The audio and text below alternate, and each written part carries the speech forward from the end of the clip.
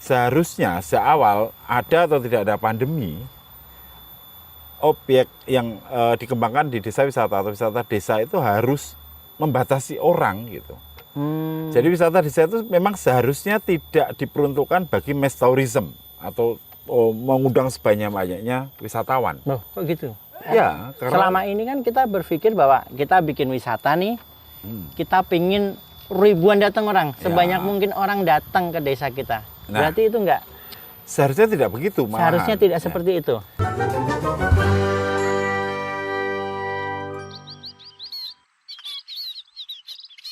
Hai semuanya, selamat datang kembali di Podcast Desa. Sebuah ruang untuk kita belajar bersama bagaimana membangun Indonesia dari desa. Sobat desa, setahun lebih pandemi COVID-19 merajalela di seluruh dunia. Merubah berbagai hal dalam kehidupan keseharian kita.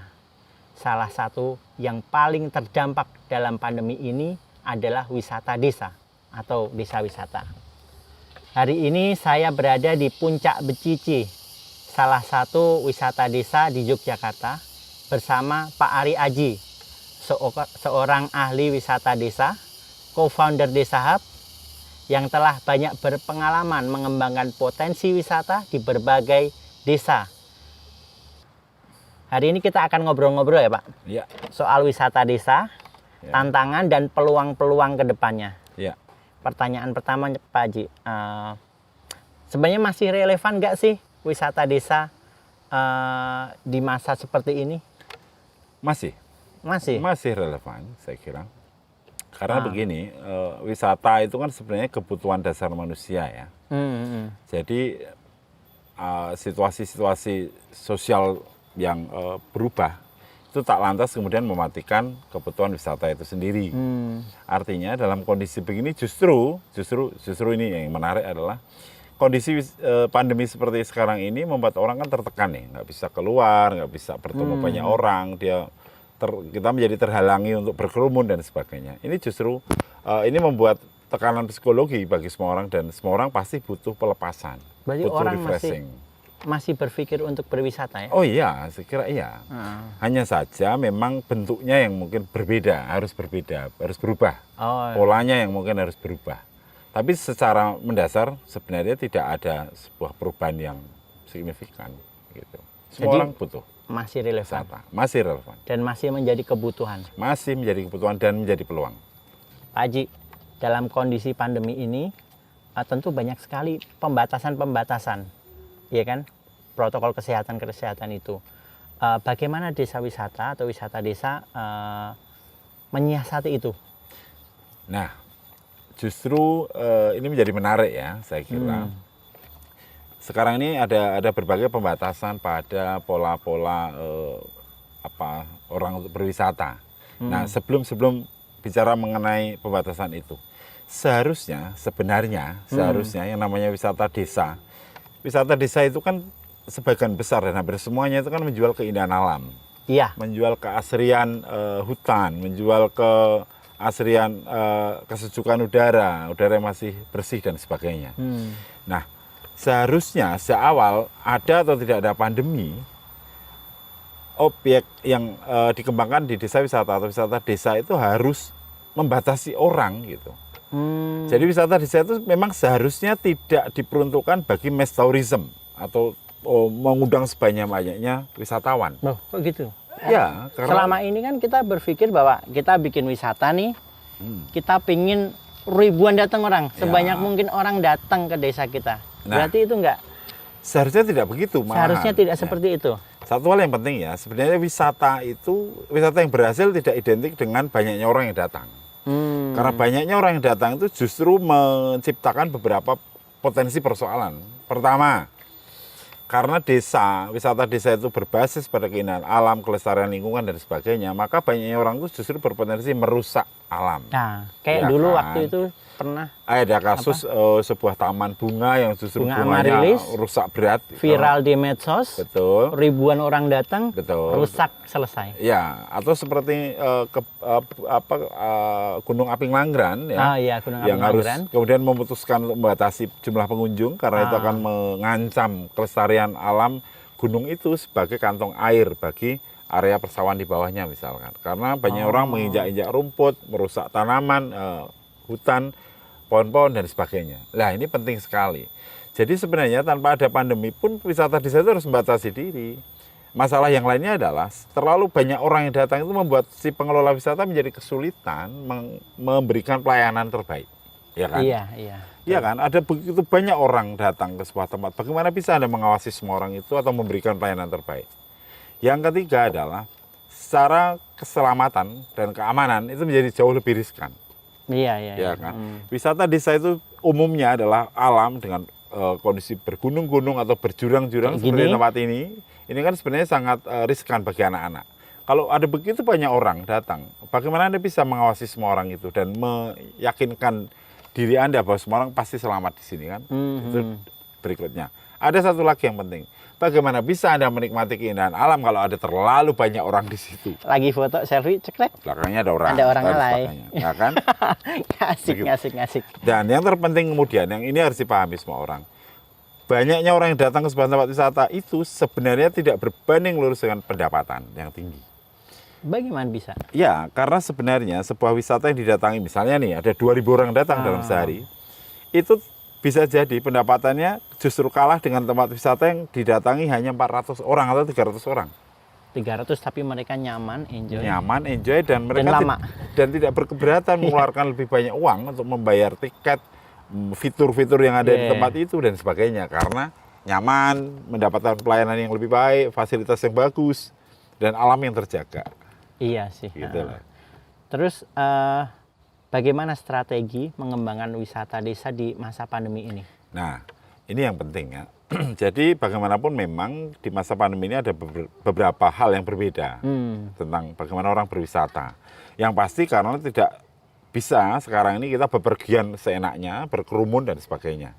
Nah, tapi tak berarti kemudian ini memupuskan potensi wisata itu kan.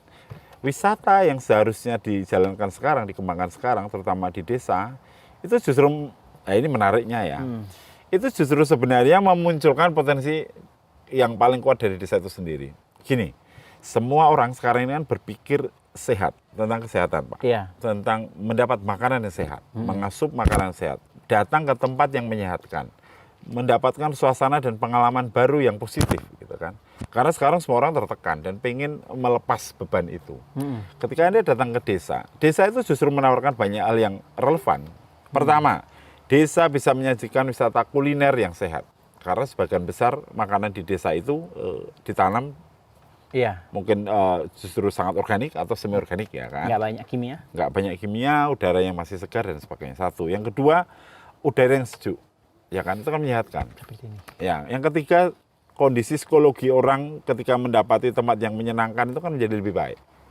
Iya, Positif, psikologinya ya. Jadi wisata desa bisa memfungsikan diri untuk menawarkan diri menjadi wisata yang sehat. Wisata yang bisa menjadi soul healing, menyehatkan jiwa orang.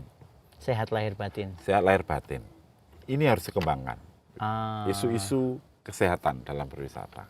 Jadi wisata desa adalah wisata yang sehat. Ya, itu yang harus dikembangkan. Itu yang harus dengan catatan ya, makanya harus ada perubahan mindset. Jangan sampai malah orang kota datang ke desa berwisata ketemunya makanan instan. Selain itu tidak menarik karena di kota juga udah ada banyak gitu ya. Itu juga nggak menawarkan sesuatu yang sehat gitu kan. Iya. Ya kan? Kemudian desa seharusnya juga memberi pengalaman baru, misalnya kurangi sampah plastik. Kalau perlu bikin aturan nggak boleh ada bahwa minuman kemasan plastik misalnya di objek wisata. Sedotan diganti bambu. Sedotan diganti, atau semua orang wajib pakai tumbler. Kemudian diberi air minum gratis, air putih gratis dan sebagainya. Itu lebih sehat, lebih menarik, dan memberi pelajaran sosial yang kuat. Dan wisatanya lebih berkelanjutan. Lebih berkelanjutan, karena orang pasti terkesan dengan nilai-nilai yang dikembangkan. Begitu saya kira yang harus dikembangkan. Menarik. Ini dalam proses pengembangan wisata desa, tentu desa atau wisata desa itu nggak bisa sendiri. Ya. Nggak bisa bergerak sendiri. Butuh bekerja sama dengan berbagai pihak. Nah, bagaimana membangun kerjasama, sinergi itu, Pak? Yang pertama harus diperbincangkan adalah mengenai konsepsi wisata atau mindset orang mengenai wisata. selama ini wisata itu hanya identik dengan hal atau kegiatan yang bersenang-senang, Iya. menghabiskan banyak uang gitu kan, dan mungkin juga menghabiskan waktu dan sebagainya. Padahal tidak, ini harus dipahami lebih dulu. Artinya wisata harus dipahami sebagai sebuah bagian dari kebutuhan manusia yang mendasar dan itu positif gitu. Artinya ketika orang berwisata kemudian dia harus mendapat pengalaman baru yang akan memperbaiki hidupnya. Ini yang penting ya. Nah, dalam konteks ini maka objek-objek wisata atau wisata yang ditawarkan haruslah bisa memenuhi syarat itu. Bukan wisata yang hanya sekedar bersenang-senang atau malah menawarkan nilai-nilai negatif, jangan. Iya. Nah, berbagai pihak harus memahami ini sekarang sebagai sebuah hal yang seharusnya tidak perlu bertabrakan dengan keras terhadap kondisi pandemi. Harusnya enggak. Ya, justru sebaliknya, wisata itu justru sebenarnya sebuah jawaban, ya kan, bagi semua orang untuk mendapatkan nilai-nilai yang positif untuk mendukung dirinya menjadi semakin kuat. Menjadi kuat menghadapi Pandemi. virus ini. Ya, dari sisi psikologi dia menjadi lebih positif gitu kan. Kenapa? Karena semua orang stres, Mas. Sekarang kan Iya. jutaan perusahaan hancur, banyaknya pengangguran dan sebagainya. Maka harus dipahami bahwa wisata itu sebenarnya tidak identik dengan menghabiskan uang. Kalau nggak percaya, pergilah ke wisata desa, ke desa wisata. Tidak banyak hal yang mahal di sana. Beda kalau wisata Anda memang ke tempat wisata modern di kota dan sebagainya, lain persoalan kan. Nah, yang kedua, wisata jangan dipandang sebagai sebuah hal yang tadi bertabrakan tadi. Artinya semua pihak sekarang harus menjadikan wisata justru sebagai obat. Salah satu obat membuat masyarakat menjadi kembali bergairah, menjadi bersemangat. Tidak harus kemudian ini Dan sebagai jawaban masalah ekonomi warga itu ya. Betul. Karena orang datang ke desa, makan makanan desa itu kan yang sehat gitu. Itu kan membuat daya tahan tubuhnya menjadi semakin kuat menghadapi virus ini kan.